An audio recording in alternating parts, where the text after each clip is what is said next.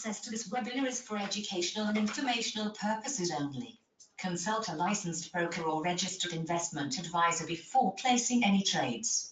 All securities and orders discussed are tracked and monitored in virtual trading accounts. Virtual account prices and returns may differ from actual trading results. Commission costs are excluded. Neither philstockworld.com, PSW, nor its affiliates, nor any of their respective officers, personnel, representatives, agents or independent contractors are in such capacities licensed financial advisors, registered investment advisors or registered broker-dealers. Nothing contained in this webinar, website or promotional material constitutes a promotion, recommendation, solicitation or offer of any particular investment, security or transaction. Trading options involves risk. Visit the OCC website, www.optionsclearing.com, to read characteristics and risks of standardized options. PSW provides education and training services that are meant to teach you the risks and potential rewards of trading options, and we are not a service that tells you what to trade. We are not implying or guaranteeing any profit. As always, do not trade with money that you cannot afford to lose. Past performance does not equal future results, and results discussed in this webinar are not typical and are only valid on that specific or identified date. Your results may vary. By accessing this webinar, you agree to hold the above harmless from any loss you may incur as a result of information discussed in the media identified above. By accessing this webinar, you agree to be placed on our mailing list and receive our newsletter. Rest assured, we take your privacy very seriously and we will not distribute or sell your information to anyone. Okay, fantastic. Now, let's see. So they just finished signing the thing, and Tesla, YM, and we got a little bit of a turn down already. Isn't that fun? It's so stupid. It's like, I don't know. I'm telling you, it's just that it's got to be manipulated, because there's no way that there was no reason for this rally, and Trump's crowing about it while he's talking, and as soon as he's done and the optics are over, it's like they strike the stage. It's amazing. It's like, okay, we're done with that. That's it. Don't need the all-time high anymore. So whatever. I mean, it's just too funny though. Let's see, how's natural gas? We were playing natural gas long at 213. It's kind of holding that line. This chart goes all the way back to March though, so you can take a look at where we are with NG. And 210 has been a very reliable bottom. So at 213, I'm willing to start accumulating because it's hard for us to get back under there. Copper went flying up, but that's a trade deal. Gold's been up, silver's up there. These are longer term charts, so all the ones at the bottom here are long term. So pretty good. Oil's still down in the dumps. We had another terrible oil report. Let's take a look at that closely. I mean, oh my God, what's wrong with these people? Like, where's the demand? What happened? And if there's no demand, aren't we? If demand is so bad, well, let's talk about that now then. Okay, let's get to that first. If demand is so bad that we are January 10th, correct. Okay. So let's see if I can make this bigger, plus. Okay, so you know, the key thing here is that oil inventories decreased by 2.5 million barrels. Fine, but gasoline inventories increased by 6.7 million barrels. That's after a horrific, like, 10 million barrel build last week. And distillates are up 8.2 million barrels. And again, also following a bad week last week. I forget what it was, like 3 million or whatever. But the point is, it's two terrible builds in a row.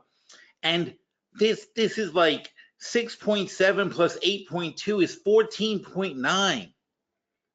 We only consume, like, keep this in mind, America only consumes 19 million barrels a day, but we export 3.3 million of it. So we really only consume about 16 million barrels a day. And so basically an entire day's worth of consumption built up. on the product side. That's really weird. I mean, part of it might be the gasoline is 20% higher than it was this time last year. Or not really 20%, like 10, 15%, let's say. So let's say 15% higher than it was last year. Oil is about 20% higher than it was last year.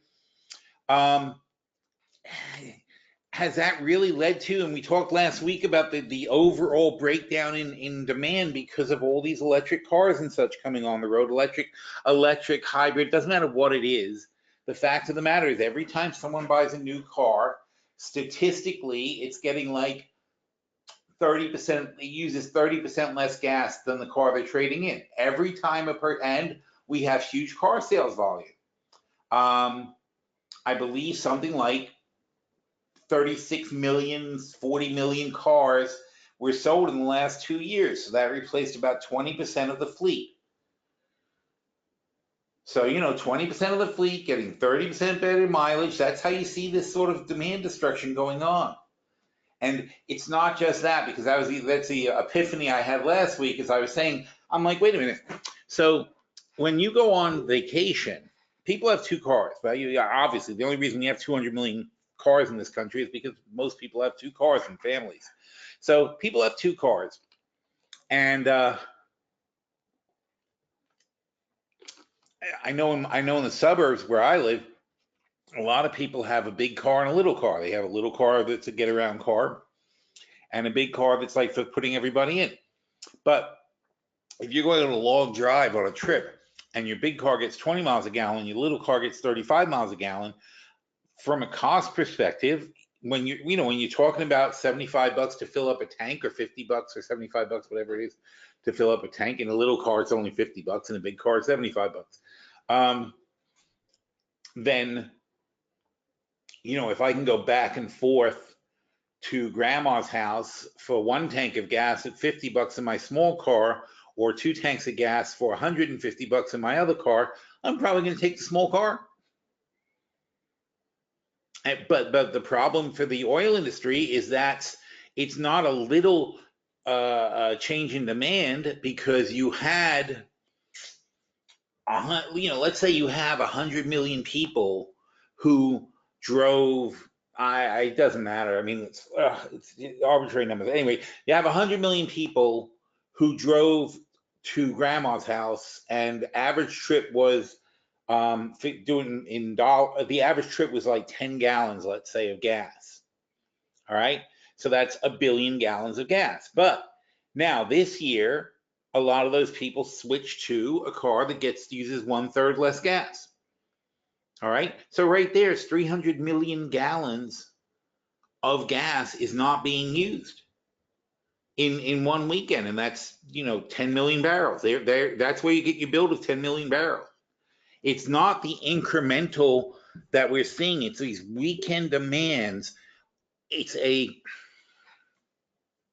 People are consciously switching to lower cost things. Also, the amount of people who don't drive at all and are driven around by Uber or Lyft, those guys all have fuel efficient cars. Why? Because they actually do the math and say it's better to have a fuel efficient car. Very, very few guys in Uber and Lyft are going to pick you up in a car that gets less than 30 miles a gallon.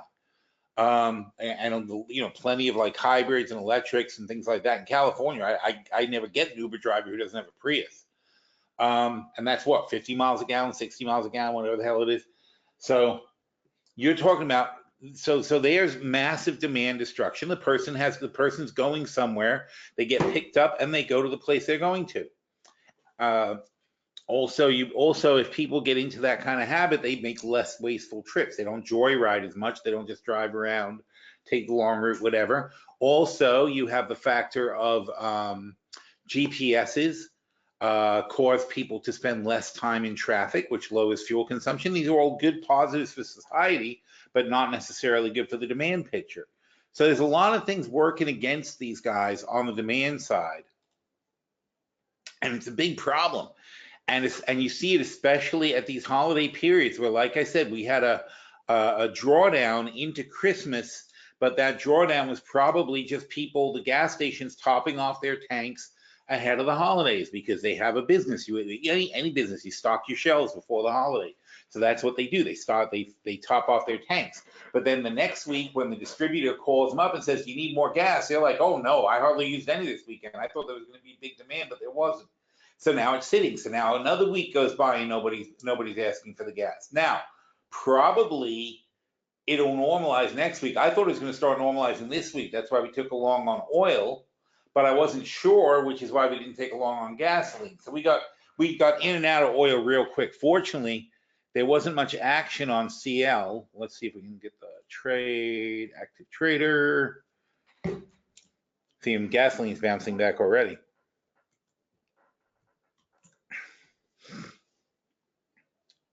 So, you know, we were like in oil at 58, and when the 1030 report came out, I looked at it right away and said, let's get out of this. It's not worth it, right before it dropped. Then it started dropping. But the second that report came out, I was like, nah, I think we're done with this trade at 58. Because we went long at 58. We thought hopefully it'd go higher. Now it's higher anyway, so no harm, no foul.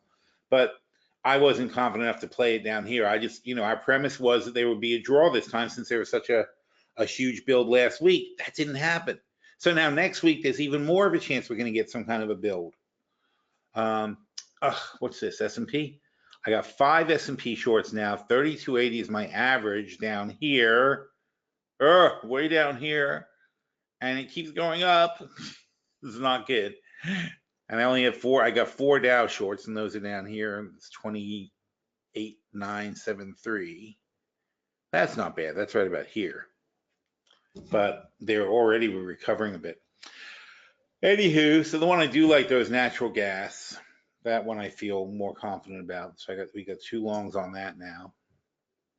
Right, and it's right where it is. It's basically at 213. See 21335 for 2. So we'll see how those play out. These guys are insurances, so they're just basically to hedge the portfolios because I don't feel like messing around with the other hedges, the SQQs. They lose money every time. I don't want to add any more. I'm sick of it. So anyway, so we're still exporting the same 3 million barrels we always export per day, which is an incredible amount. In fact, it actually went up this week a little bit. So still massive exports. So when you look at this demand number, you have to always be aware of the fact that we're exporting 22, 23 million barrels a week are being exported. That's more than a day's total demand in the US. And demand should be in quotes because it's not really our demand.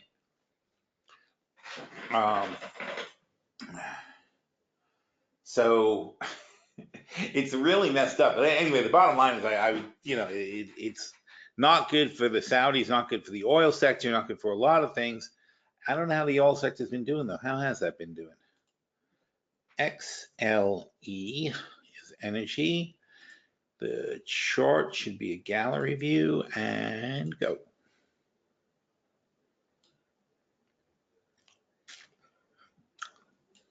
Still down in the dumps. They deserve to be down in the dumps though.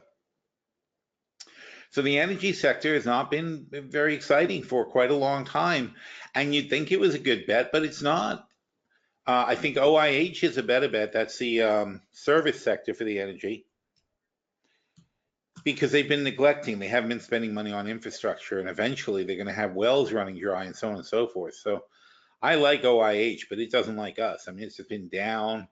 We thought it was a big bargain around here, and then we ended up getting into a position. We finally got our way out of it because it went back up, but then we lost interest. Or did we? Is it still in the no, it's no longer in the butterfly portfolio, I don't think. I should know, I just did it, but I forgot. Butterfly, we just did a review of the butterfly portfolio. No OIH anymore. We got rid of it because it was just too volatile. It just kept, it wasn't really that good to sell options against the way it was moving up and down. This kind of stuff and that and that and that and that and that, it's like, it's not good. So we decided to give up on it, on that position. We rarely take a position off the butterfly portfolio, but it was very annoying, OIH. So I don't recommend getting back into it. We just did the review. Where's our reviews? Where's today's? Got super burned on Apple in the butterfly portfolio.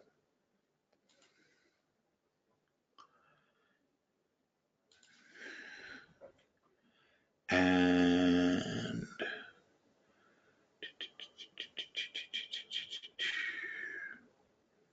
there it is. There it was. Oh, we should talk about NAK though while it's cheap. So in the butterfly portfolio, 189, we were at like 220 something. Or we're at 230 something. I don't remember. Anyway, I wait, was I wrong? Did I do the math wrong? Oh, I didn't have the 1219 review. Anyway, I think we're down like $50,000. Anyway, that's the bottom line. Although I'm looking at it now, I'm thinking maybe we were only at like 230, so maybe it's $40,000. But either way, it's Apple's fault. Apple's killing us. The short, we sold the short June 260 calls for a lot of money, for $72,000, but now they're $179,000. So we're down $107,000 on the short calls. Now we made money. We made net 120 something thousand here, 130,000 here, and we made 11,000 here. So that's 140,000 plus, but that's still then minus 107 is not helpful. So we unfortunately took a huge hit here. And that's where the entire loss of this portfolio is right now. Not a loss. I mean, obviously we're still ahead, but it's tied up. But because we have the 2022, this is key. If we didn't have this, we'd be very screwed. But because we have the 2022 calls and we sold the 2021 calls against them, even though they're close, they're 240, 270, we're able to do a nice but complicated roll where we're buying back. All right, can we see? All right, I gotta make this smaller so we can actually see it on one screen. Control. So forgive me if it makes it harder to see.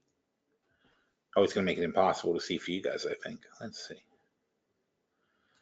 But anyway, so it's good to point this out exactly because it's a tricky move. The short June puts are dead. What do I mean by that? Here's the June 240 puts. 15 short, we sold them for 970, and now they're 233. Obviously not totally dead, but you know, you don't want to leave too many short puts out at once. So the easiest thing to do is buy them back and move on and do something else. Let's sell something for more money because we sold these for 14.5. Now they're 3,400 bucks. So we made 11,000 bucks. All right, there's no reason to leave them there. We made 11,000. Let's take that off the table because we want to move this position around. So let's have a fresh look at what we're going to sell. And it is June. We have to wait all the way until June to make the last 25% on this. So it's not really that great of a return at the moment. So then we're selling instead 15 of the 260 puts of 2022. So we're selling much longer time frame with a much higher strike, but it doesn't really end up costing us much more margin because we're moving from 240 to 260, but we're moving from $2 to $22. So all of the additional, the extra $20 in strike is being made up for by the extra $20 in cash we're putting in our pocket. And now, instead of just waiting to collect $3,000, we're waiting to collect $33,000 on the short puts. Good. So then we're going to roll the 2021 short 270 puts, which are 60/50, or they're 60, yeah. I mean, I take the picture and then I look at it afterwards when I'm doing the write-up. So it was 60/50. It went down a little bit from there. 260 of the June of the 2022 310s. Now that's nice. Now notice that I'm taking, they were 60/50 and we're rolling into two calls at a 51.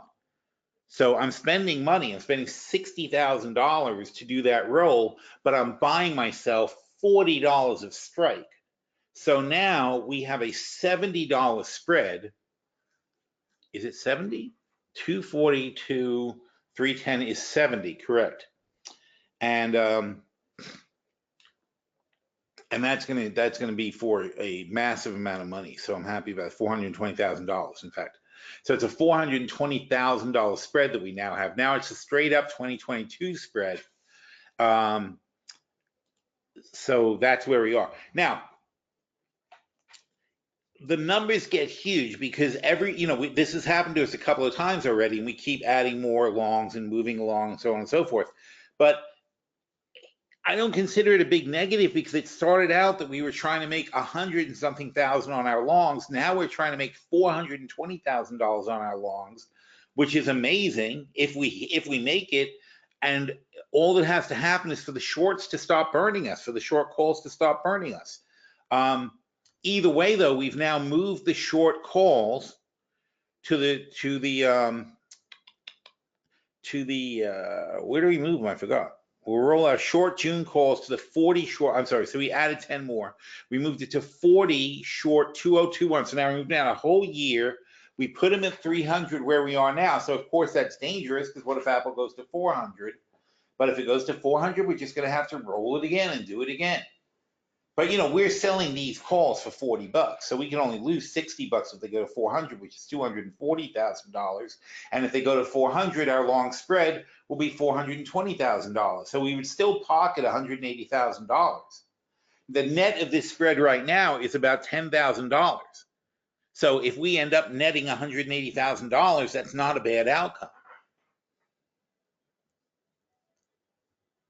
So, honestly, there's not really much of a negative to this thing. So it's worth it. We just keep expanding the position. It's like, well, if Apple's going to keep going higher, we'll keep taking a bigger long position until we hit it. And if we play it correctly, our long position will dwarf the short position. And that's going to happen anytime if Apple goes down. We're going to do well because our delta is much lower on the long spread than the than the 2021 Apple calls are. The Apple 2021 calls are 100% in premium right now. So they're all premium. That's going to burn off for one way or another. It's going to burn off. Even if they go higher, the premium's still going to burn off. So eventually we're going to be in a better position for this thing. And really, if it doesn't, I went from a spread here that's $30 times 60 is $180,000 spread.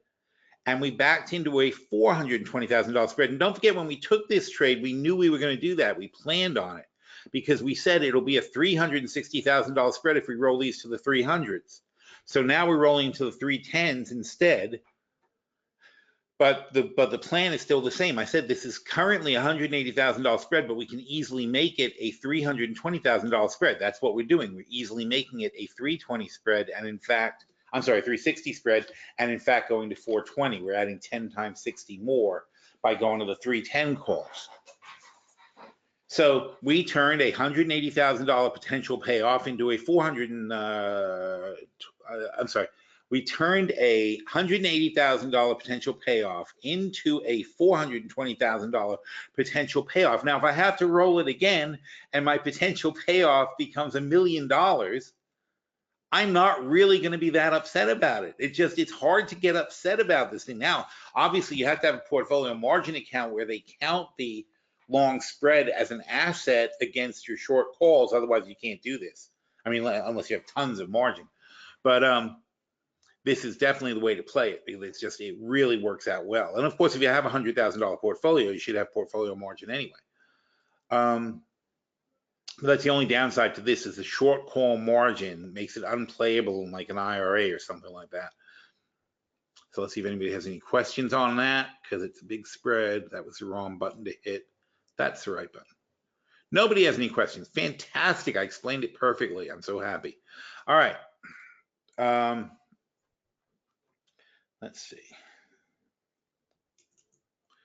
Okay, go back to big again. So although it's complicated, the bottom line is the simplest way to describe it is, look, here we sold originally. It wasn't really originally. I mean, this was already a roll from something else, but we sold the June 260 calls for $24 and we backed it up. We sold some puts also, and we got 14,000 for those.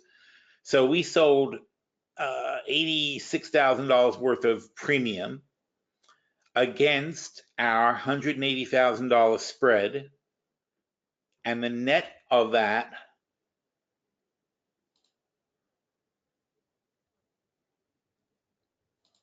and the net of that was 324 minus 250, 260, 270. So the net of that was about $50,000. All right, so we had a $50,000 net spread.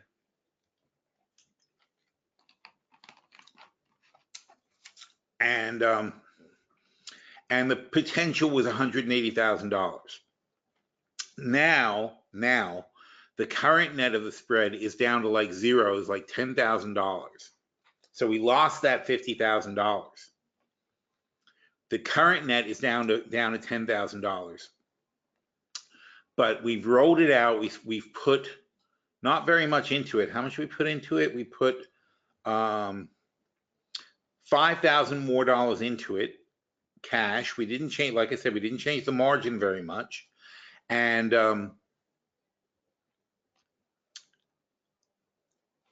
now it's I keep getting the number wrong, 364, 420. Now it's a $420,000 spread.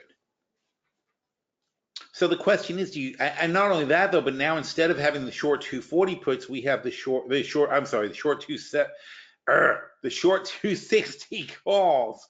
Instead of the short 260 calls, we now have the short 300 calls. Now, if that's a roll that we could accomplish in 6 months, that means in 6 more months, we can accomplish another 40, and 6 more months, another 40. So projecting wise, Apple has to be over $400 before we're going to be in big trouble on this trade.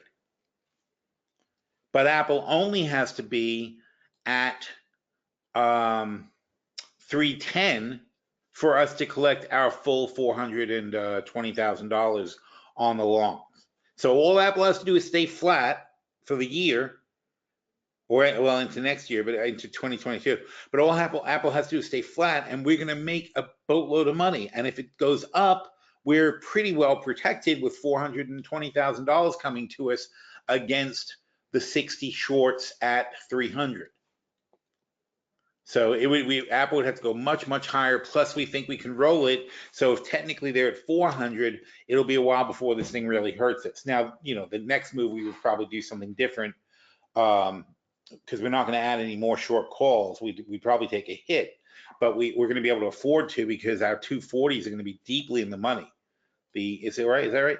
Yeah, because we didn't touch the 202, 240s. So if Apple does keep going higher, these guys are going to get so in the money. They're already $93. So these guys will get so in the money that we're going to be able to afford to take some off the table, tighten up the spread, put the money into the roll, blah, blah, blah. There's so many ways to adjust these things.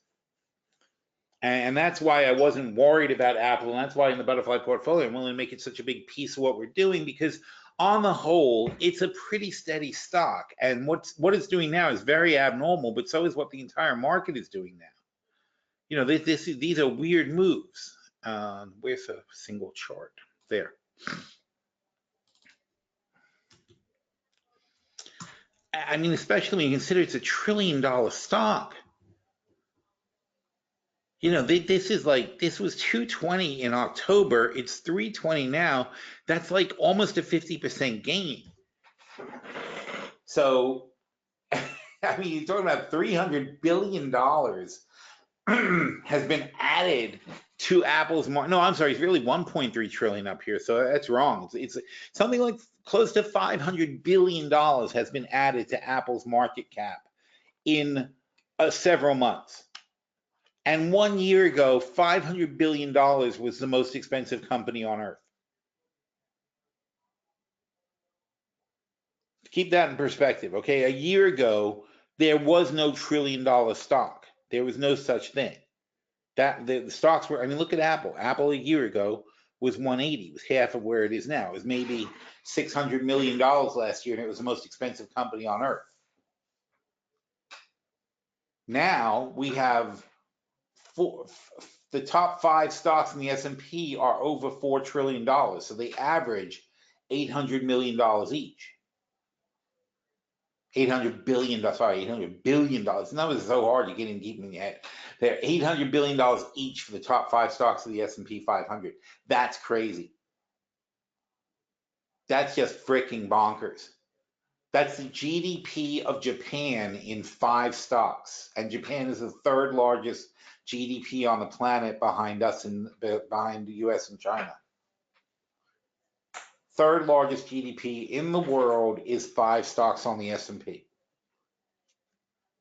Okay, Japan's got 170 million people. There's no logic to this at all. And of course, the money's not there. There was no $5 trillion that went into these companies. This is all speculation based on the last share that sold and the first share that sold the next day, and the whatever tiny amount of the float gets flipped over in one day. It's not realistic. You know, and we learned that in 2008 when, you know, look, in fact, let's look at that, 'cause that's important. Yahoo. I have no Yahoo. Okay. Yahoo, by the way, has gotten really bad. It's slow, it clogs up, you know, like it crashes and stuff. Used to be good. Oh, finance. I want finance.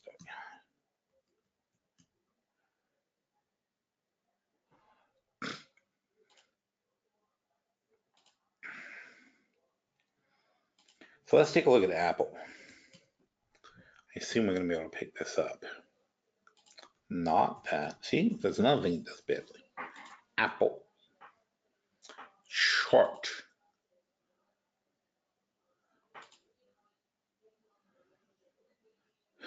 Okay. Now,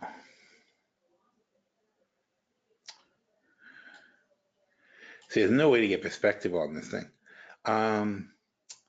Maybe we do 2 years.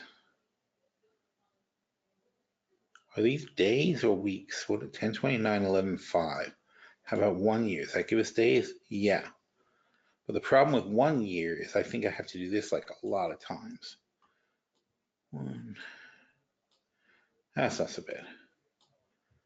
Yes, it is. It's tedious. Come on. Come on. That's not just Apple, it's every stock, but I just want to point out how it works.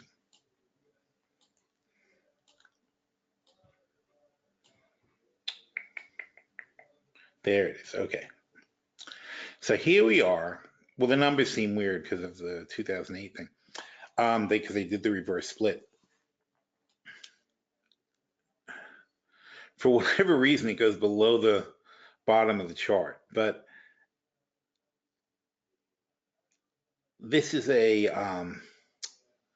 this is 24 to 23.85. I'm going to try to figure. Oh, this obviously this is 250. So this is 10% of the price of Apple.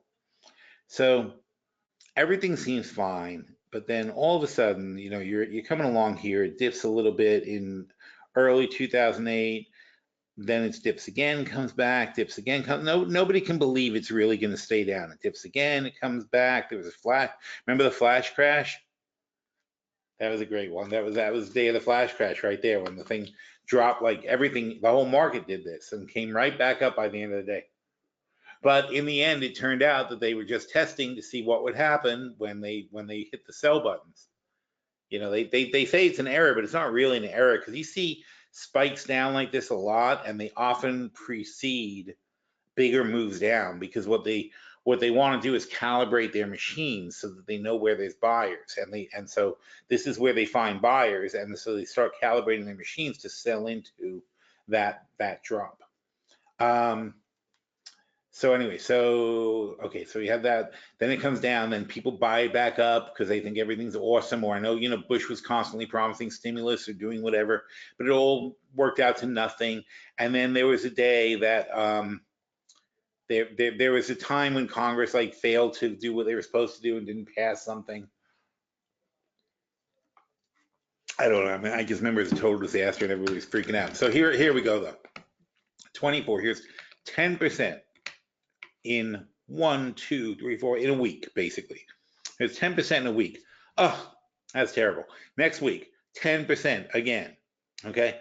The next 2 weeks, another 10%. Then in one day, a 10% drop.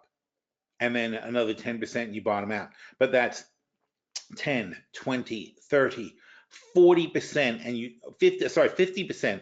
And you have no time to breathe. You have no time to recover. You have no time for anything. And if you guys remember, literally you could not trade. The systems would freeze up, like the broker programs. We had people complaining all the time. I can't sell. I can't even put an order in. It won't take my orders. The broker's not responding. Blah blah blah. So you're watching these things drop and drop and drop. You can't even sell if you want to. It was completely insane. And you would say, well, here's perfectly good consolidation. Apple's establishing a good price at $25, which is, I mean, times 7, so that's like 175 bucks. So that's basically what 175 bucks was back then. And it fell from 175 bucks to 70 bucks. That's how much value it lost. So you could think you've got a stock that's got value, and Apple certainly did. I was freaking out when Apple went down. We kept buying and buying and buying. Man, it was like Apple was like half our portfolio practically. But I was like, I said, I don't care. I will mortgage my house. I will sell my car. I will put in my kids' college fund. I was like, I don't care what it is. We're gonna buy Apple at this price. This is just beyond stupid. It was the most. I did the math. I talked about it constantly. I was just like, you cannot not buy Apple when it's down here. You can't. And as you know, that was my stock of the year for 3 years in a row because it was too ridiculous. I couldn't take it. And if we go back to a 5-year view and see how it did recover, after it laid there for way longer than I thought it possibly could. It laid down here for a long time, but after that, it was up and up and up. And that's why it was that stock of the year 3 years in a row. I was like, it's still too cheap. And I was like, it's still too cheap and it's still too cheap. And we just kept picking it and picking it. It was really insane. Look at this, holy cow. And this is insane the other direction though, just because so it can be stupidly low and stupidly high, and right now it's stupidly high. Not terribly. Apple's a great company. They're going to have some really great sales on 5G, but they don't start until next year. Next Christmas is when Apple's going to have. They might announce some 5G phones and put out to one of those shows or whatever, but they're not really going to ship much 5G next year. It's going to start like next Christmas. So will Apple have a good next few years? Absolutely, because I think almost every single person who has an old phone is going to switch to 5G, assuming that the coverage is there and all that with with all the networks. But I think that's going to happen. I think 5G is going to be a very big thing, and I think not having 5G is going to make people feel very sad. So the cycle is going to come through. People are going to trade their phones, but the problem is, I think right now, this year, I think they're going to have a problem of people who absolutely are not going to change in their phones until they have 5G. Because I don't want a brand new phone that I'm stuck with for 2 years while other people are getting 5G. So anyway, I don't think it's going to be smooth. I think it'll be, I think there's a good value to them. I think 250, 240 is a perfectly fine value, but this is getting way stretched. But on the other hand, it's in line with, look. Compared to the overall NASDAQ. Now, of course, Apple is the NASDAQ, so it's not really a fair comparison, but it's even ahead of the NASDAQ. So, wait, how does that work? Is that right? Yeah, okay. So Apple has exploded above the broader index. It's dragging the entire NASDAQ up with it. But that's just crazy. I mean, that's outperforming the NASDAQ by a mile. And there's really nothing that special going on there that it should be doing that right now. So, much as I love the Apple, I just think it's ahead of itself. That's all. I mean, I love my daughter. She was the MVP of the All-Star game in her softball league. And, and she was a great player and all that, but one game she hit 3 home runs in 4 at-bats. And, and a guy was like telling me, he's like, oh my God, she's so great. I'm like, nah, I said she just got lucky. I'm like, she's not going to do that again. And she didn't, of course, because she wasn't really that much of a home run hitter. She just happened to really clobber the ball a couple of times. It's obviously it's a combination of the pitcher and the this and the that. But the point is that it doesn't matter how much you love something, you still have to recognize like it's outperforming. And that's where my daughter was that day. I mean, she was like clearly outperforming. I mean, people like to brag on their kids, but I'm like, no, she doesn't hit 3 home runs every day. That's not her usual thing, So, it's the same thing with a stock. You have to understand it's not always going to be way ahead of itself. Here's another time Apple got ahead of itself and it came back down. Here's another time Apple got ahead of itself. Well, that's not a good example. See if we can find better examples. There you go. Here's a good one. Look. So if you were watching Apple here, holy cow. Oh, because it did a better job of recovering than most stocks. It was massively outperforming the S&P. See, but eventually it kind of comes back in line. Now, part of that is because Apple drags the S&P higher, but you just have to understand you're not going to get this kind of outperformance on a regular basis. So something's got to give, and then you got to say to yourself, well, let me think, what's more likely? Is it more likely that the S&P, not the S&P, the NASDAQ, is it more likely that the NASDAQ is being undervalued by 80%? Or is it that Apple may be coming down a bit? But while the NASDAQ continues to rise, but shouldn't Apple maybe come down and meet it somewhere? So, you have to be just a little bit rational about valuation. But of course, in a crazy market, in a 1999 market, I don't know if this thing will go back to 1999. Dun, dun, dun, dun. Nope.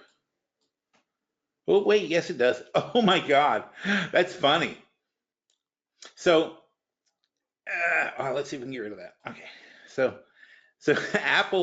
Apple crashed so hard in the 2000 crash and didn't recover for this many years. Wow, I didn't realize it was down for so long. It didn't recover for 3 years.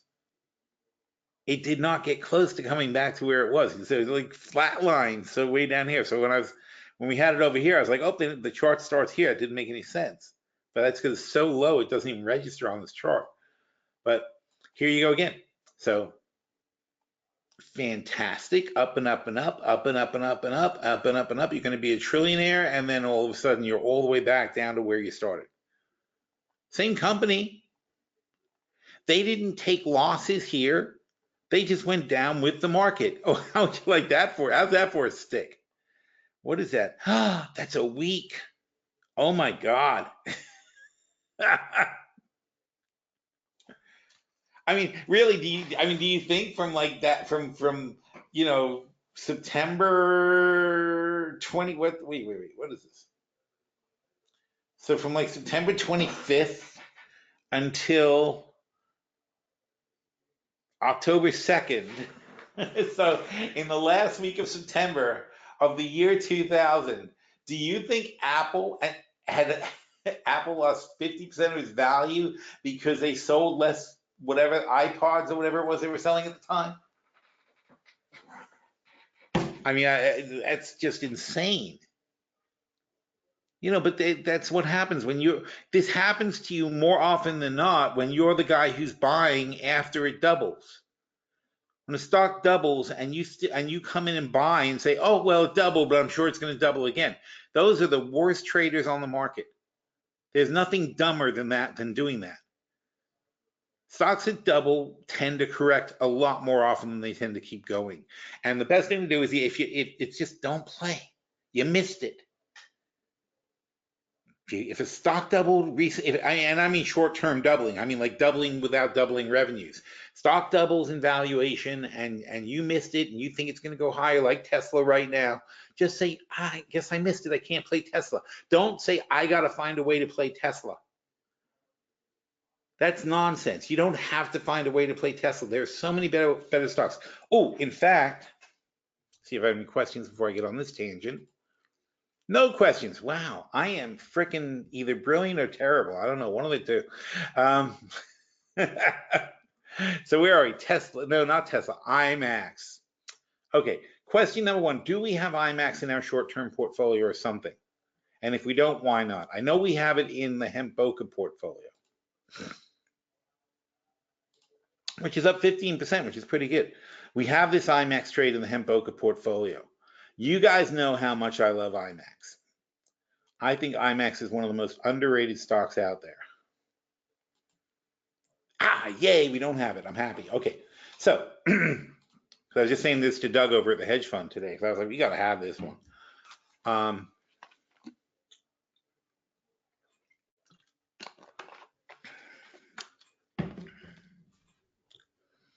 So IMAX,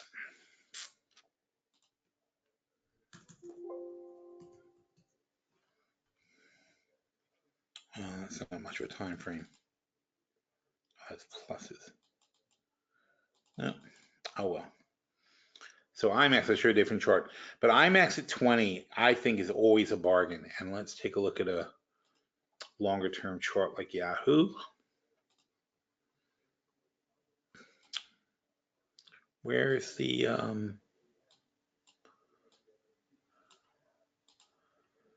why can't I set this? Oh, there it is.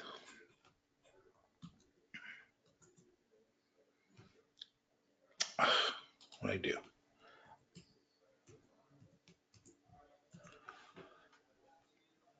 Okay, so IMAX. Whenever it's down here, I like to buy it. Whenever it's down around 20, I like to buy it. Let's take a look at them money-wise. Here. Here's Tesla. Don't even get me started or we'll be here all day. Idiocy.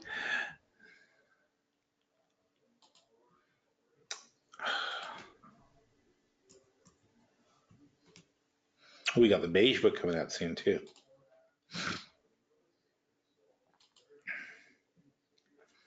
Okay, so here's IMAX.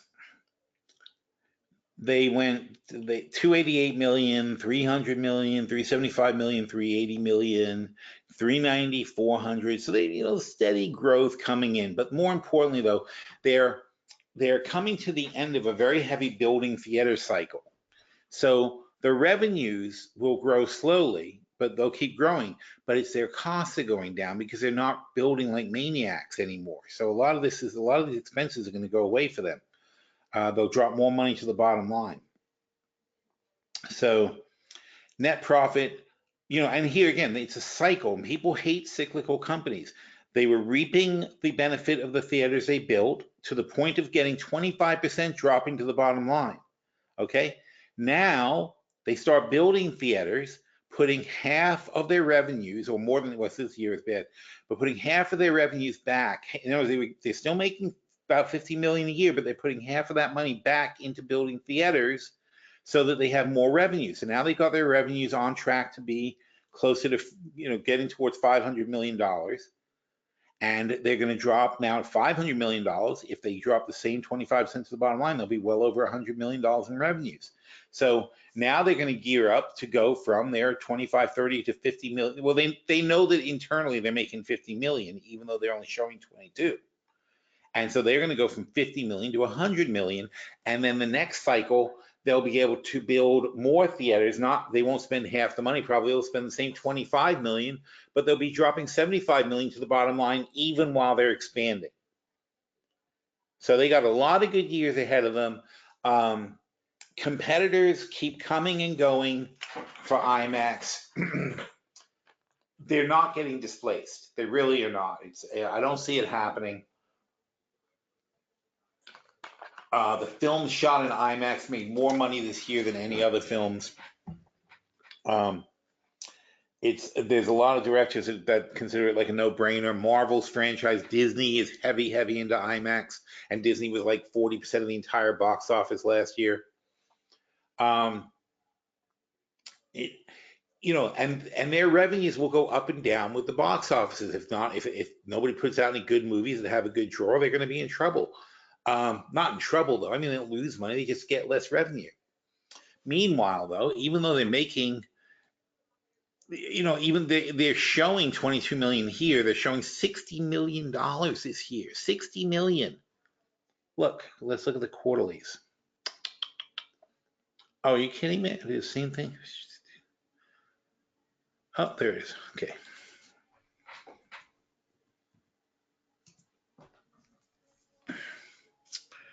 Financials. Hello. What is this? It's like broken.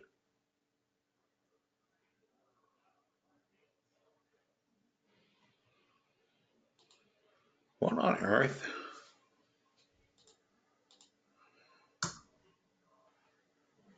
This is broke. See what I mean about Yahoo? Crash. Hope it didn't crash everything. No, okay.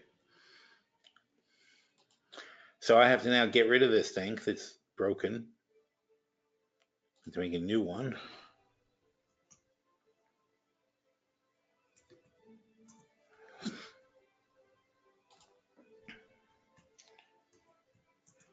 So it's something in their coding, it just crashes out.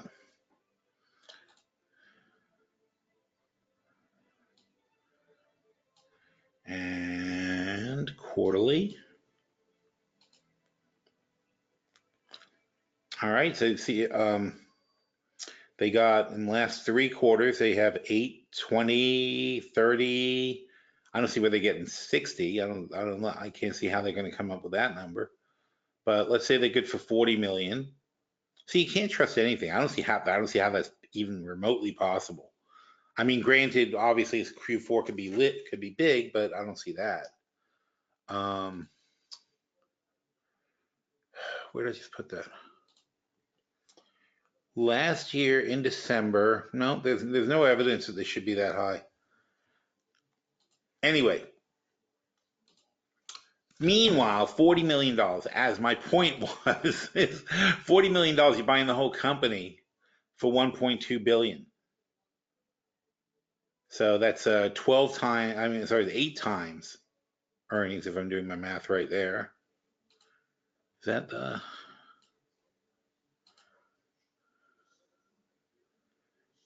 Wait a minute.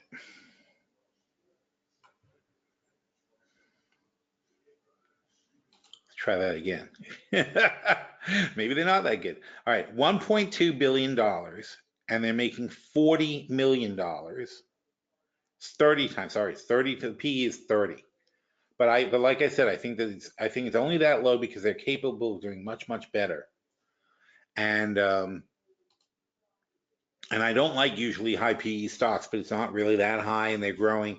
So I like them when they're this low. That's the bottom line. So I think that the growth story is there, and it's just a question of they go in and out of favor. So meanwhile, they only have short-term options, which is another reason we don't play them that often. But this is just too appealing not to go for. In June, which is as far out as they go, they're at 20. You can get the 17. See, that's let's say $4. You get the 17s for 4, and you sell the 20s for 180. That's a conservative number. So that's net 220, right? Yes, net 220, and then you sell the $20 puts for $1.40. So now your net is 80 cents. So in other words, you buy the $17 calls in June, you sell the $20 calls and sell the $20 puts. Your net cost of the spread is 80 cents on a $3 spread. That is 100% in the money. So you can make $2.20 off your 80 cents in 6 months, not even 6 months. I like that trade a lot. All right, so someone remind me later, we should put one of those we should put that in the short-term portfolios. It's too good to pass up. All right, what else? So that's definitely my trade of the day for IMAX. That's going to be a top trade alert too. That's a really good one. So like I said, we were looking at the portfolios. Oh, there's a short-term portfolio. Short-term portfolio got crushed, mostly because of this Tesla. Oh my God. Look at that, $50,000 against us on those short calls. And we just rolled to these. We rolled to these because they got out of control, and we rolled up to the March 400s. Now, 532.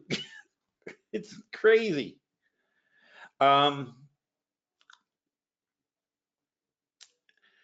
Let's see what we're going to do with short March 400s Tesla.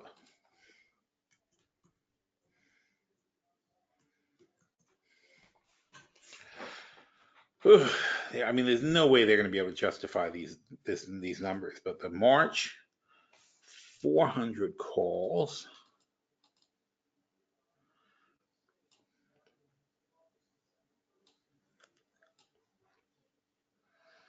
$140. Holy crap.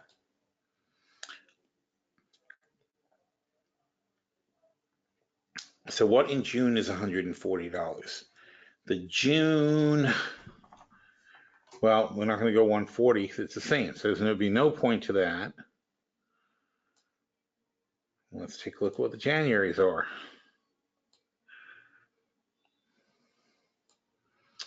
$140 is the 450s. But I'm not satisfied with that because they're at 530. I'd want to go higher.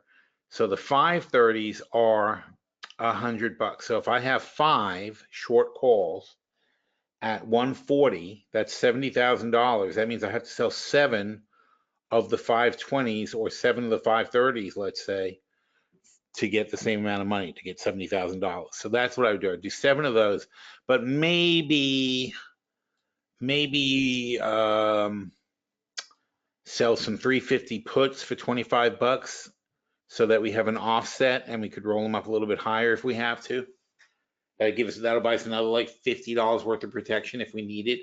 I mean, it just seems so insane to think that we might need that when you're talking about Tesla being valued right now at $100 billion. That's like double Chrysler, or I mean, it's double Ford, it's double GM.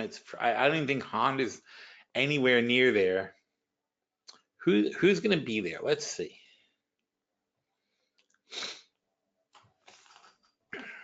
I know GM's around 50. See, 50. Oh, there you go. $50 billion. Ford is less, 34 billion. I'm guessing 36 billion. Look how good I am. Honda Motors. Now that's a good one. I couldn't guess Honda. If I had to guess Honda, I would have to say, are they bigger than GM? I'm going to say 70. Oh, 50. Same as GM. And Toyota is the biggest. Toyota is 220, I'd say. 200. All right, so Toyota's at 200. And is Nissan is not a thing, is it? Oh, Nissan, yep. Nissan 22. That doesn't sound right. That's because it's an ADR. It's probably messed up.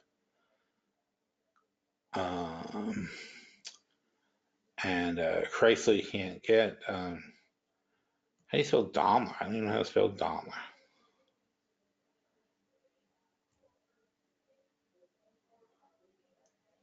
Is this them?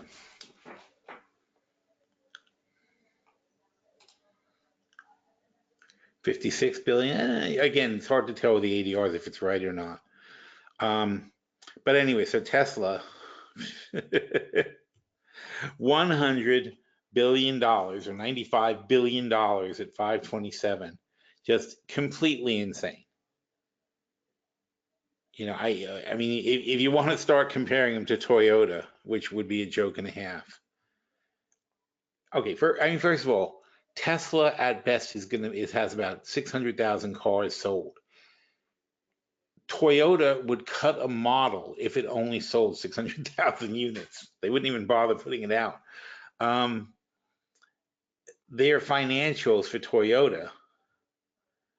Oh, don't tell me this is in yen. No, it's not. These are billions. These are dollars. No, they can't be. The frick is this? Currency in yen. Oh my God, you can't even tell. I mean, you divide by 100, I guess, basically. But total revenue, that's 30 trillion yen It's $300 billion. That's what it is. So $300 billion in revenues here and 18 billion in profit. Now, what? How? That can't even be right. Oh, this is crazy. I mean, look, the revenue is 30 and all those zeros. Oh no, I see. It's one short. It's one less over. Yeah, that's right then. Okay, yeah. So 300 billion in revenue and 18 billion in income. And Ford, 160 billion in income in revenue, 4 billion in income. What is going on here? That's Ford. And GM, 150 billion in revenue, 8 billion in income. Very nice Ford, right? TSLA. Tesla, 21 billion in income. So 1/8 of Ford or GM, and insignificant to Toyota, obviously. Not even 1/10 of Toyota. With $1 billion loss, yet valued as high as any of them except Toyota.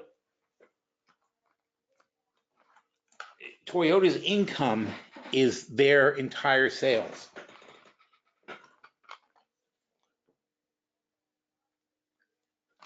That's what Toyota makes in profit.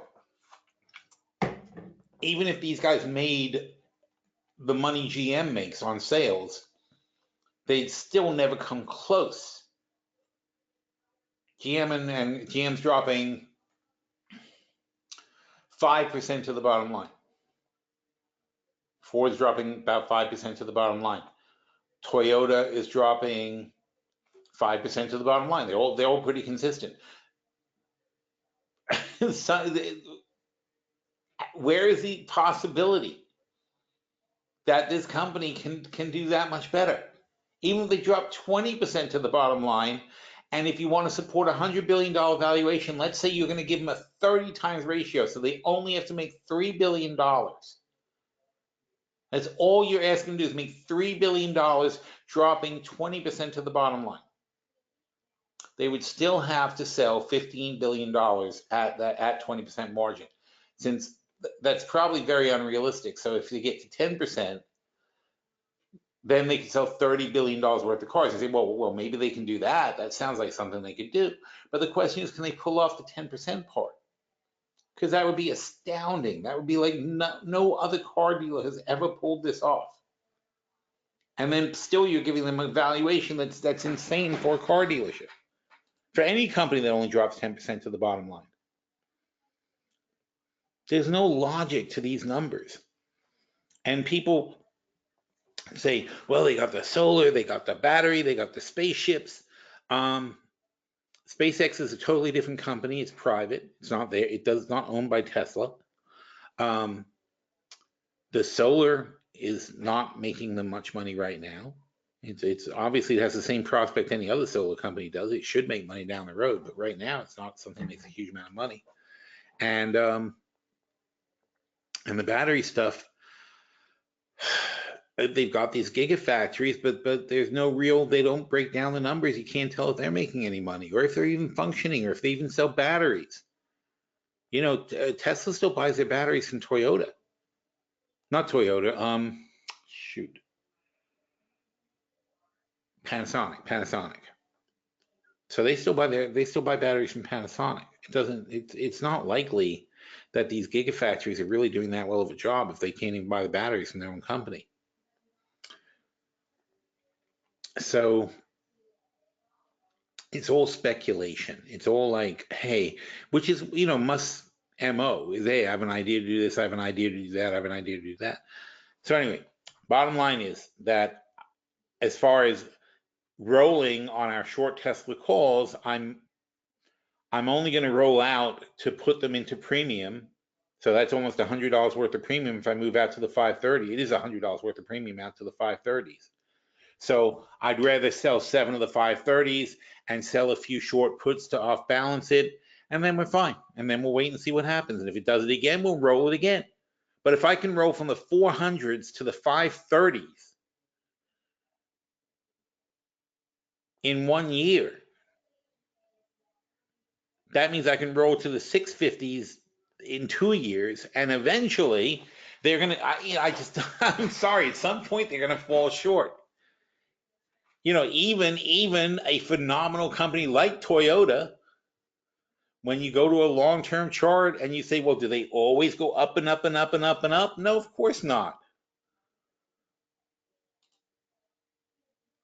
That's how Toyota goes up. They go up. They came into fashion. They had a great run. They went from 48.50 to 100 in 1999, of course, which was a bubble and everybody knew it, but it went up and it blew up. Then they went from 50 to 100 and even went over 100 to one whatever back here, but it was a bubble and it blew up.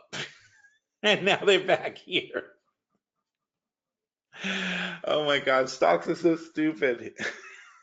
This is like the dumbest thing to try to discuss because this is so irrational. This is you know what's rational? This tracks their growth, going right, cutting up the middle, boom, boom, boom, boom, boom. We're right on track, right where they should be. And if you look at Toyota, and we haven't played Toyota in a while because it hasn't been cheap enough for us to really get interested. But they're trading at 16.3 times earnings, and they're a perfectly good company. They're going to be right on top and right in the mix of everything that goes on. So they're exactly where they should be. And this was too high, and that was too low, and that was too high, and that was too low. So we missed this. I don't know why we were asleep at the wheel. Oh, this is a long time ago. Such a big chart. So I was going to say we didn't miss this. This is when we were buying Toyota back then. That was a big buy for us. But on the whole, they're right where they should be. Oh, I see what happened. I get it. The big chart didn't go far enough out. There we go. That's the big chart. So, you know, right around here is about right for them. It's not a terrible price. They're not too high, but when they go too high, they go back down. They go too high, they come back down. Right now they're up high. They'll come back down. If they come down to 100, I'd buy the crap out of them. Even in the 120s, I'm going to be interested again because it's a good, solid company doing well. And if Tesla's value is going to hold up, then these guys should be trading at double where they're at now.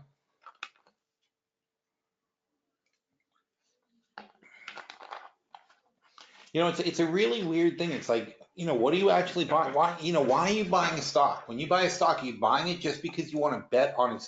Is it a horse or a stock? A horse, you bet on the position. You bet on the thing that's going to go fast. You bet on the thing that's going to be in the lead. You know, that's one kind of stock buying where you're playing it like it's a horse race and you're betting on your stock because it has a good jockey and it's moving forward and it's got the pacing and it can handle the mud and so on and so forth. That's like the kind of stocks, these momentum stocks, that's what they're like. They're like horses. And you could win or you could lose spectacularly, but you know, it's going to be exciting. It's going to be fun to be in the race either way.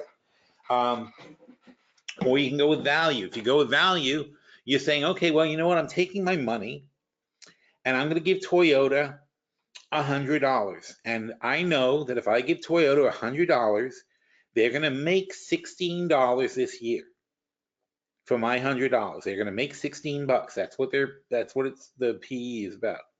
No, I'm sorry, wait. No, 16, I got that wrong.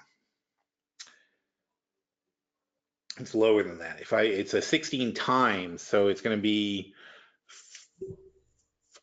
6 times 6. Yeah, 6. They're going to make $6. Sorry, so they're going to make $6 this year. So if I give Toyota $100, they're going to make $6 this year. I'm going to get 6% back on my money. That's a 16 PE. Okay, because 16 times 6, you're back at $100. So if I give them $100, they're going to give me 6% back on my money. If I give Tesla $100, they're going to lose it all, basically. So they're going to lose. Well, they got $100 billion valuation. They lost $1 billion. Let's say they're going to lose $1. That's all they're going to do is lose $1. And they're going to keep my money. And they're going to lose $1. You get nothing. Next year, hopefully they make a little bit of money. Maybe I get $1 or $2 back. The year after that, hopefully they make some more money. Maybe I get $5 back. So now you're hoping 3 years, 4 years from now in Tesla, hoping that you'll eventually catch up to where you are right now with Toyota. But by the time Tesla pays you the same $6 that Toyota is paying you right now, you would have collected $24 from Toyota. You would have gotten 24% of your money back before you get any money back from your Tesla. So what is the real point of owning it? That's my problem with these kind of stocks. It's like, what am I doing? I'm an investor. I'm not betting on a horse race. I'm investing. I want a return for my capital. And you're not getting it out of these stocks. You got to look for the values. Otherwise you are subject to the whims of the market. And the problem with these stocks is sometimes they go down and don't come back up. Like stocks like Tesla, if they crash, they sometimes stay crashed. Oh, and we were talking about NAK before, Northern. That's a fun one to look up. Northern Dynasty. We've talked about this before. It's one of the very few penny stocks I like. And I like them because there's such a high reward to the risk. They're currently down at like 40 cents.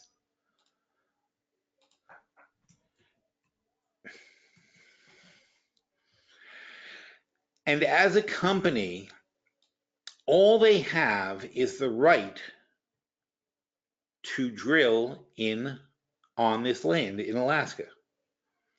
It is gigantic. It is wilderness, but it's also, unfortunately, right next to some fish. But in fact, this is a different plant, but it's the pictures. But it's right next to fish, and in fact, it's the main area where the salmon go upstream in Alaska. It's a multi-billion-dollar industry, the salmon industry. So the salmon people fight them because they're worried that if they have an accident, obviously the plan is to clean up the water. Like they're saying, there's this Gibraltar mine in British Columbia is next to some water, and they've got it. The river is 4.5 miles away, and so on and so forth. And they're trying to say, "See, we're just like them." Blah blah blah. But it's not the same.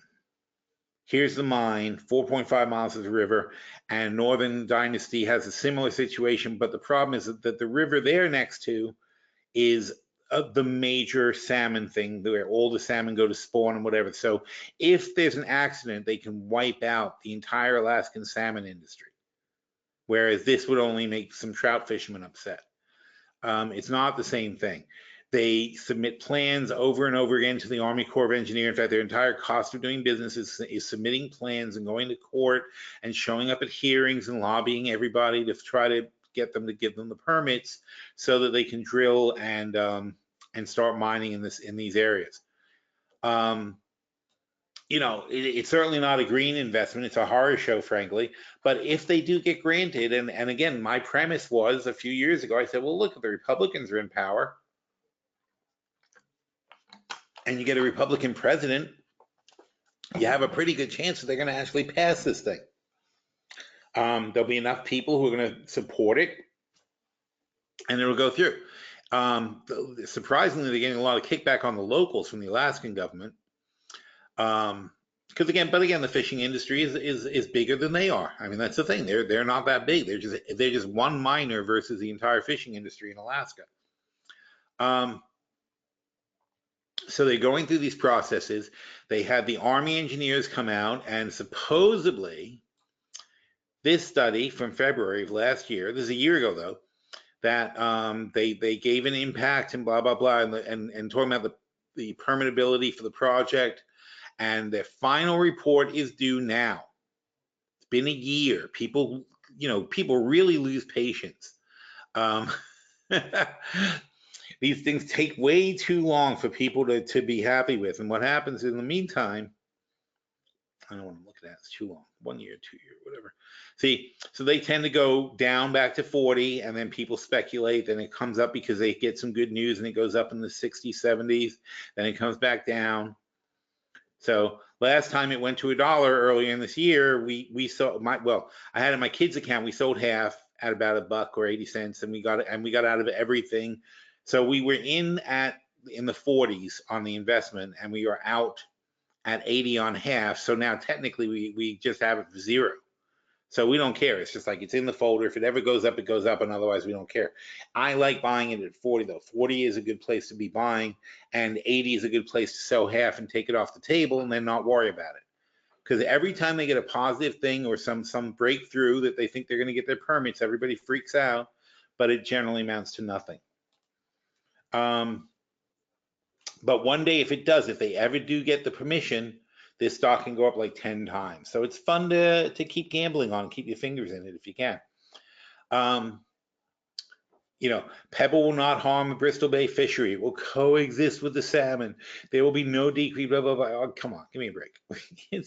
Everybody says, I'm sure the Fukushima people said that too, right? It's like, oh, there's no problem. And there wasn't a problem for like, 10, 15 years. There wasn't a problem. And then it blew up, It's unfortunate. Then it blew up and wiped out like, all the wildlife and everything else in the area. And not to mention poison the oceans, and to this day still you get the radioactive water.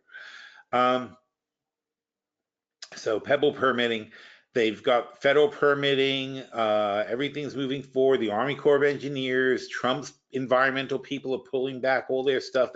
Everything is being done to help these people, and not them in particular, but in all these miners and everybody. Everything's being done to make it so they can drill whatever they want and do whatever they want, and so on and so forth. In fact, they just rolled back even more of the EPA's powers to stop these things. So it's going to be hard for them. If the Army Corps of Engineers is giving them a seal of approval to do it, they're going to have a very hard time turning them down at this point. But still, Q1 2020, Q2 2020 is the next time there's going to be a decision. And just today, that's why we're talking about in chat, somebody was like ready to throw in the towel. I'm like, why would you throw in the towel now? You could be 6 months away from the jackpot. But even that, it's not the end. Look at how much they spent. $100 million developing the resources, $228 million on the engineering, $250 million on the environmental, $53 million on regulation, $153 million bribing people to get them to go along. It's crazy. That's just to get to the permit. That's why this company constantly has no money. They just keep issuing stock to pay for this stuff. They keep diluting themselves. But as I pointed out, they only have about 400 million shares of stock outstanding at 40 cents a share. It's $160 million valuation for the company. And clearly they're going to be a few $billion if they do get the permits and they can start mining this stuff, because it's a massive gold mine. I think it'll be the third largest gold mine in America, and maybe the largest copper mine. It's going to be, it might be the largest copper mine in the world, this thing. Gold is a side thing compared to the copper. So this is where they are. And here's a team they've assembled who are working on this project. It's a good team. You read these biographies, it's a pretty good bunch of people. This is their own thing where they've got an upside, but it's not actually that crazy. Here's where they are now, worth 0. Here's where they would be if they actually have permits. They think they're going to be in the 5 to 12 range, and I agree with that. I think 5. I think closer to 5. And then they think once they actually start producing, they're going to be up in the 20s. Oh, I'm sorry, that's not 20s. That's 7? No, 20s. Yeah, they're going to be up in the 20s. So I don't know about that. Frankly, that's it's hard to say. But I do know that definitely if they get past the permitting, they're going to head up towards $4. They're going to be 10 times where they are now. If they get the permit. Will they get the permit? It's kind of a coin flip. 60% copper, 30% gold, and some molybdenum, which is actually becoming more and more valuable. So we will see, but it's a very interesting play. It's a Northern Dynasty, NAK, and they burn cash. They constantly dilute. So, just don't go crazy on this kind of thing, but it's a fun kind of little lottery ticket play to have in your portfolio. So I like them from that perspective. Let's see what's going on. How's the index is holding up?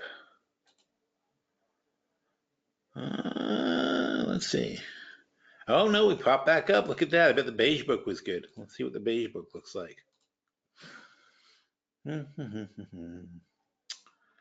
IMAX shares. Wow, every one of these things screens is used. I was looking for a blank, but there's no blanks.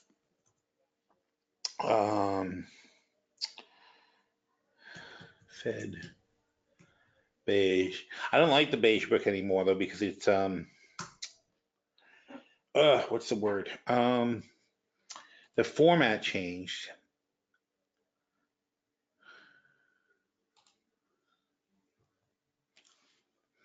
Here's the thing. They used to have summaries. See this? How they jump right into the different districts? And they used to spend a lot more time summarizing everything in every district. And now they just have these few paragraphs. So it's kind of not, it used to be much more useful. But anyway, we can easily read this. It's not too long.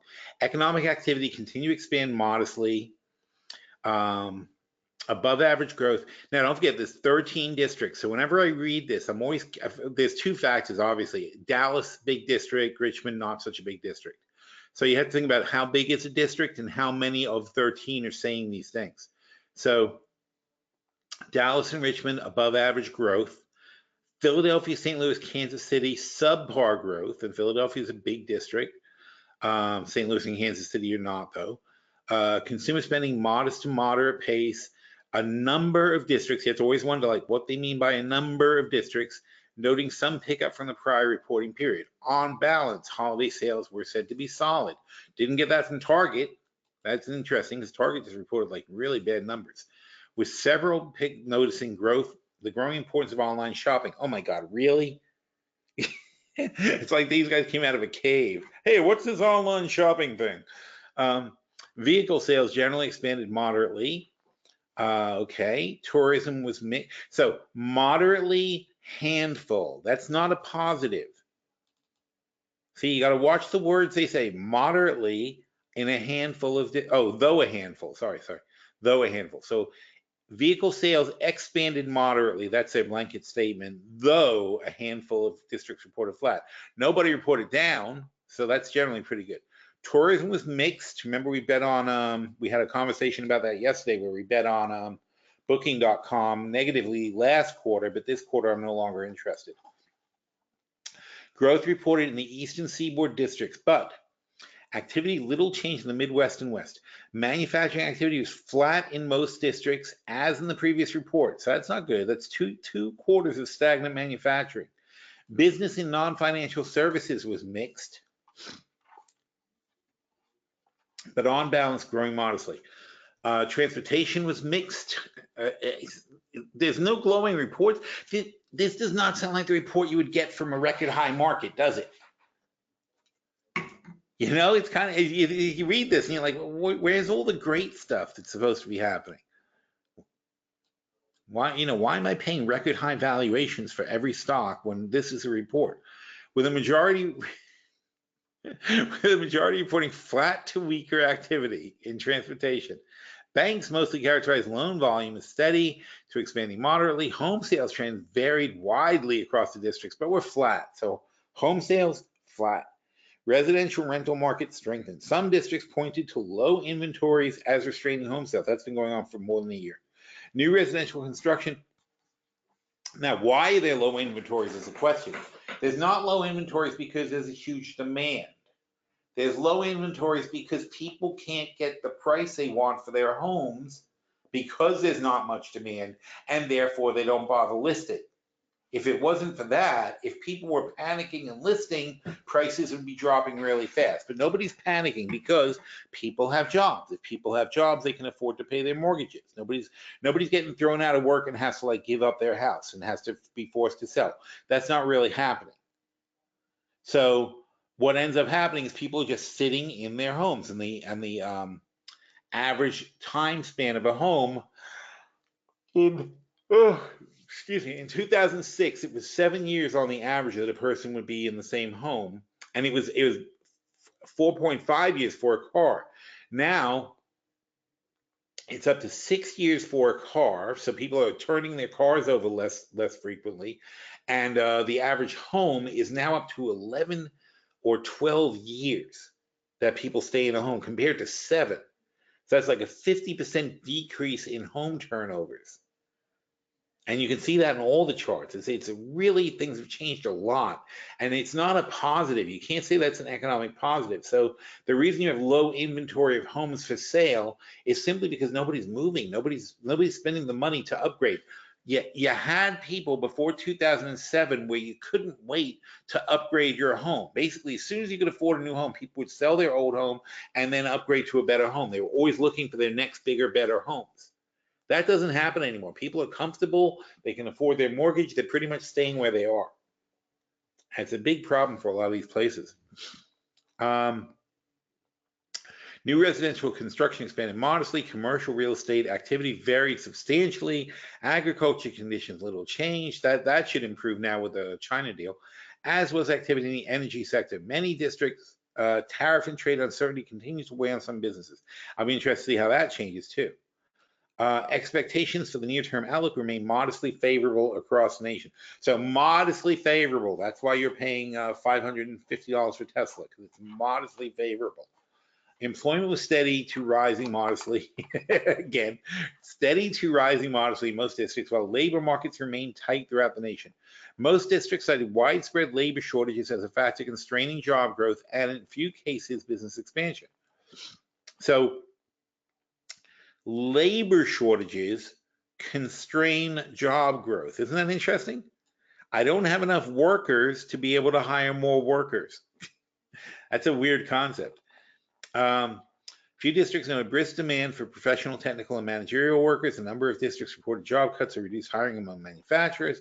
There were scattered reports of job cuts in transportation and energy. Wage, it sounds more like a recession than a boom. Wage growth was characterized as modest or moderate in most districts. Similar to prior reporting, there were scattered reports of wage increases from year-end hikes in minimum wages. A few districts also noted the use of benefits, incentives, training, administration to reduce vacancies. Okay. So weird mixes of things going on. Prices continued to rise at a moderate pace during the reporting period, as did input costs. A number of districts reported that retail selling prices rose at a faster but subdued pace. Few districts indicated that some of the businesses were passing along tariff costs to consumers. Mostly a few districts indicated that tariffs being passed along, mostly in retail, also in construction. Some districts noted that restaurants were being pressured by rising food prices. Restaurants being pressured by rising food prices. There were scattered reports of declining prices in some manufacturing as well as the energy sector. Those districts, and energy certainly got worse. Those districts reporting on price expectations indicated that prices were expected to continue to rise in the months ahead. So a little bit of inflation pressure, but not too much. So it's a pretty in-between beige book. It's a very beige book. Markets seem happy enough with it. This is right at the release of the beige book.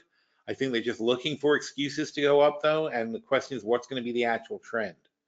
And that's what we're going to have to just wait and see how it all plays out over the next week. And now Richard says, going back to Apple, can you touch on why you make these adjustments to the June position now?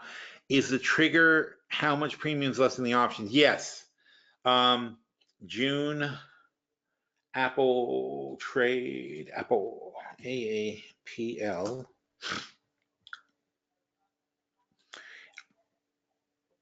When you run out of premium, I think it was the 240s we had short. I don't remember. Come on, brain. I'm gonna go back to Butterfly.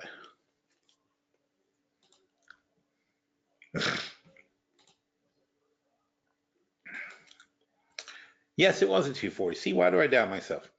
All right, so we have the June 240s, and they've already calmed down a bit. So now they're $76, and that equates to 316, right? So they really have no premium left in them. So what am I doing? I'm basically, now it's just a straightforward bet. Instead of the June that have no premium, I can move to the January what did we say? 300s? Is that what I said? I forgot what I said to do.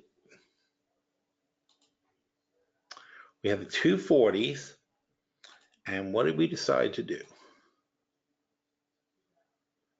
Let's start from scratch again. Okay.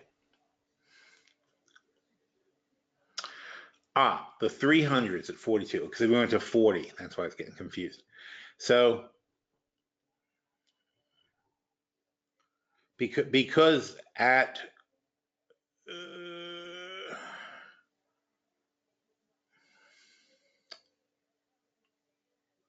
okay, the short June 260s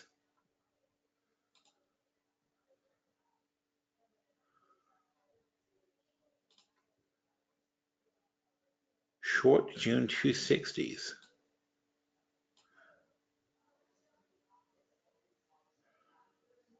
Oh, those are the puts. Huh. The 260 calls. That's why I was so confused there. I was wrong. It was the 240 puts. The 260 calls are $60. That's what it is. The 260 calls. Oh, I see. They jumped up since we did that because Apple went up today. So the 260 calls at $60 or whatever they are, it doesn't matter. They are now net $325. So they've only got $10 in premium. But if I roll those to 1.5 times, basically, this isn't June. This is June 2021. All these numbers are wrong. Good God. These are the correct ones. So 260 calls at 58 now. That makes more sense.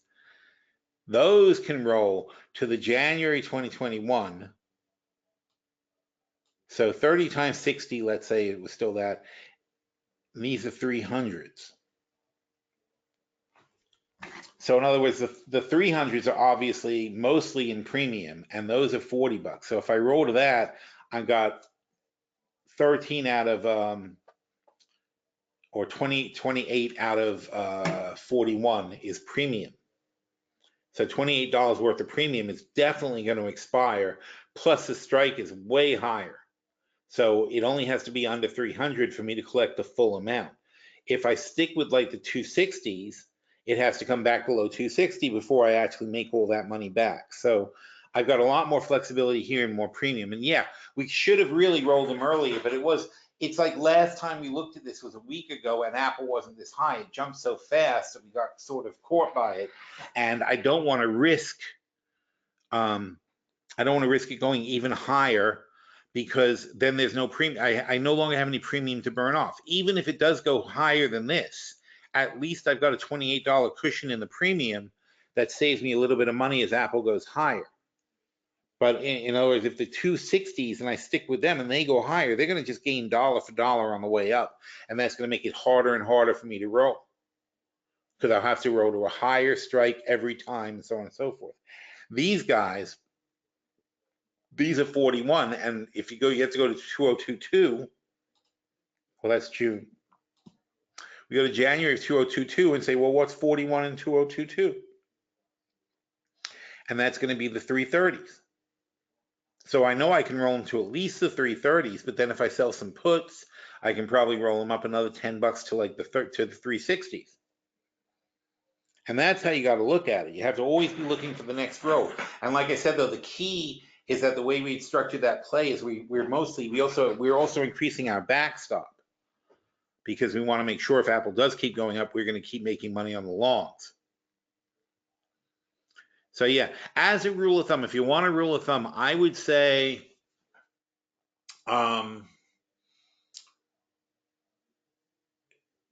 you really want to do a roll before your option is less than 1/3 premium. We did not do that here, which is why we're not getting the best roll we could get. But you have to have a good 1/3 premium in the option still, and you got to make that roll. So somewhere in that neighborhood is when you want to make a roll. Don't let it go below 1/3 because once you get too close to at the money where you have no premium, it's very difficult for you to make anything up with a roll. But 1/3 is a good rule of thumb. And once you drop under a half premium, start looking and thinking about where you're going to roll and keep your eye on what your rolls are and what the relative cost of the roll is. I think that's very important. Okay, so we're going to finish up the portfolio reviews tomorrow. We looked briefly at the short-term portfolio, I think, right?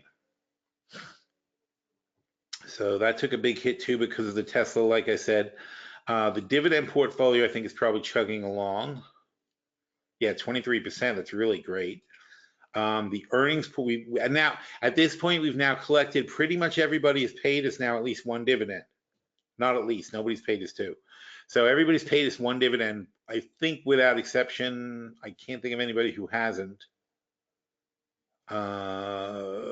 Yes, these guys, I don't think Energy Transfer has. It's in the notes. Yep, see, no dividend yet. So we're waiting to see what happens with Energy Transfer, but mostly, you know, not going to be very significant anyway.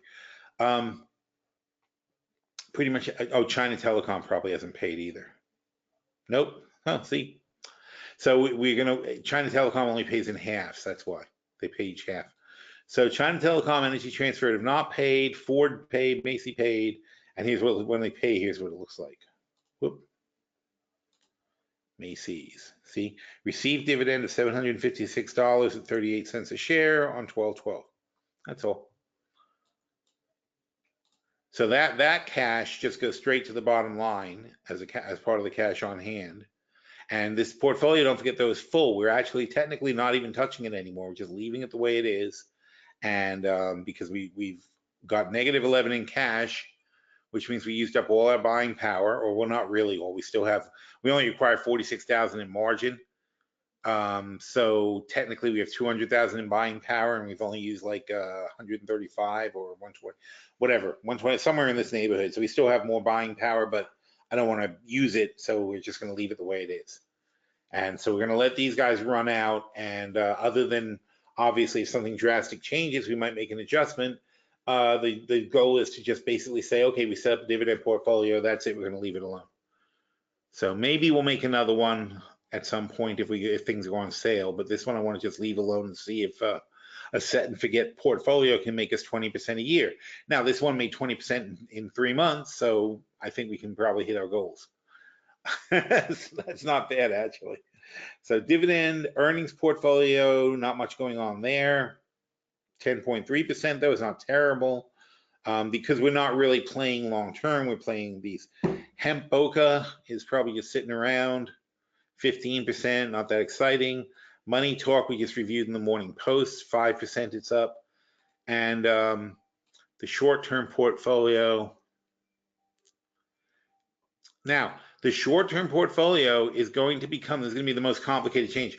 We're going to change the name of the short-term portfolio to the long-term portfolio. Then we're going to throw things out of the long-term portfolio that are too short-term, which would be the SQQ hedges are going to get thrown out. And we're just going to take a loss and leave it as is, but these will become our long-term positions. TLT is actually about done, so we're gonna cash TLT, of course. The Tesla is going to go out, and I don't even know if we're going to put it back in the short-term portfolio. I have to consider that. Oh no, like I said though, I'm going to roll that. No, that's not true. We are going to roll these, so we're going to close this out of this portfolio, roll it to the short-term portfolio, and hopefully we'll make the money back there at some point. Then we got Freeport CMG. So the rest of the CMG is also not appropriate for the long-term portfolio, so we'll probably cash it out. And maybe we'll put it in the short-term portfolio. Maybe we'll set up a new position, but we're going to be like, now we're going to put our money, the $500,000 is going to go into the long-term portfolio, and that means adding 400,000 cash because we started with 100. And another 100, a new 100,000 is going to be deployed on a new short-term portfolio. And we have to decide in the new short-term portfolio, do we want to put Tesla in it? Do we want to put SQQ, the ones that we're kicking out of the long-term portfolio? And then boom, we have a long-term portfolio and we're ready to go. So I feel good about that. And that's it. So we're going to finish up the reviews hopefully tomorrow, certainly by Friday. And that's going to be it for today though. All right, well, thanks very much, everybody, for coming, and we'll do this again next week.